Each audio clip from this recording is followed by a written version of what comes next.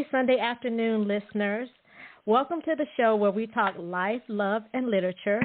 I'm author Sierra London, and along with my co-host, author Elle Loren, and writer Michelle Ingrid, we are Women on Words. And it is the third Sunday of the month, and we are excited about book chat. Hello, ladies. Hi.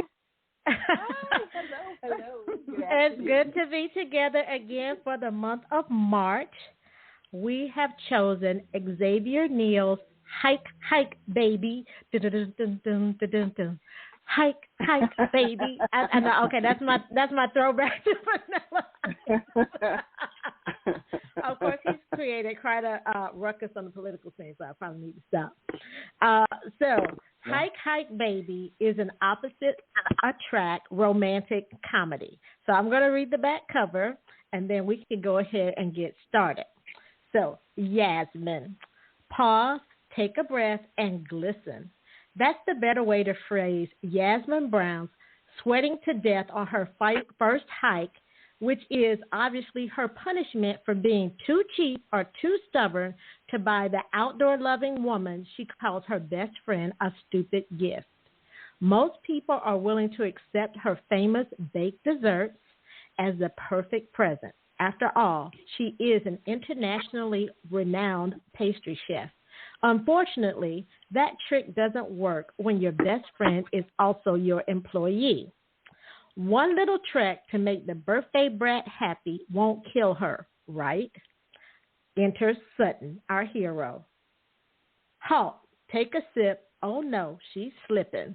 1 minute, Sutton Thisleton is having a drink, and the next, he's helping the most gorgeous woman he's ever crossed paths with out of the small hole she fell into.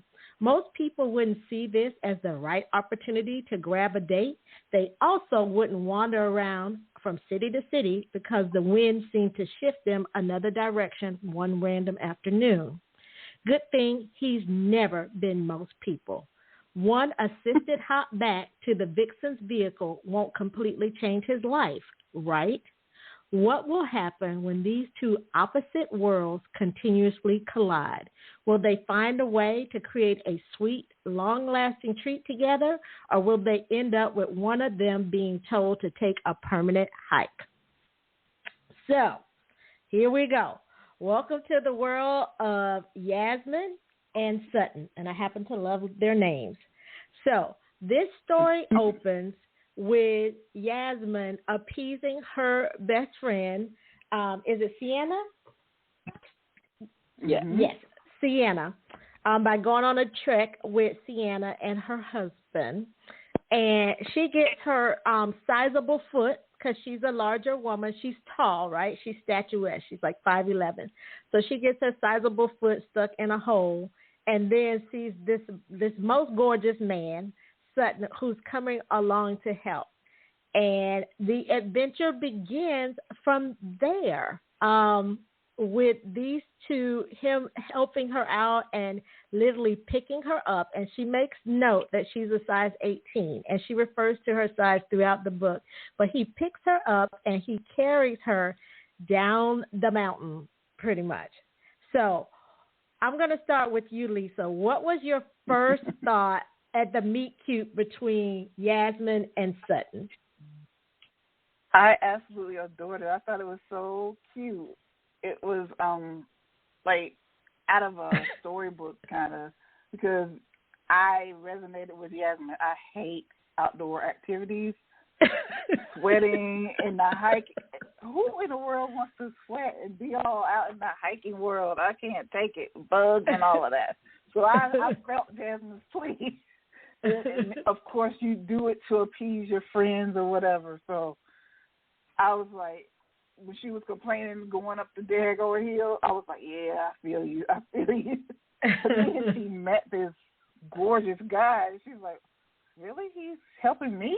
What's going on? So it resonated with me. I liked the meetup, and he was so like easygoing and chill. I liked him so much. Yes, he's very much a chill kind of character. And Michelle, I already know you're going to mention Sutton's accent, but what did you think of their meet cute? I love the meet cute. I loved the fact that he comes to her aid without even thinking about it, and I think that reflected so much. That told me so much about the character to begin with. And he didn't even clear it with his friends. He didn't check to make sure that they knew he was gone. I appreciated the fact that from the beginning we got the fact that the hero is he's a helper. Yeah. And he's an instant helper. He is the guy that jumps in and takes action immediately. I'm going to make a stupid reference. It was that it reminded me of that scene in Captain America when Captain America, before he becomes Captain America, and then the general or whoever throws the grenade, and he immediately jumps in. He doesn't think about his own safety or anything. He just jumps in, and that's exactly what we got from Sutton. And, the accents. I love the accent. I also love the fact that the author made a point of letting us know it was not your typical British, Scottish, or, accent. It was we're used to that in the books, and I love that she took a different road in terms of saying, hey, let's discover something new. Let's learn about a different country with a beautiful accent, and I love that. Yes, I enjoyed that too. The other point that you made about Sutton just jumping in when he sees this damsel in distress is that I didn't even realize he was with friends until later in the conversation. I mean, he was so fixed on meeting her need that I thought he was out there hiking on the trail by himself, which, gorgeous men tend to do, right? They don't need a posse. So I didn't realize he had abandoned his friends to help her. And, and then not only did he help her out of the hole, which leads him to call her a little, this nickname, Little Bunny, because she was stuck in a hole and he helped her out, which I absolutely love. Okay, Michelle, you're making an awful face. You okay? Okay, because I'll call 911 and send them over there. But I was on mute for a reason. Okay, but yeah, I love that about him, that once he sees her, he's immediately interested. And to me, that was really realistic about how men are in a relationship. Women, we tend to contemplate things a little bit longer, but Sutton, he sees Yasmine and he likes what he sees and he starts to act on it immediately. Now, y'all have to tell me, was he moving too fast with the phone number part? What y'all think about that? No, I thought it was cute because how else was he going to find her? Okay. Okay. He was not moving too fast with the phone number part.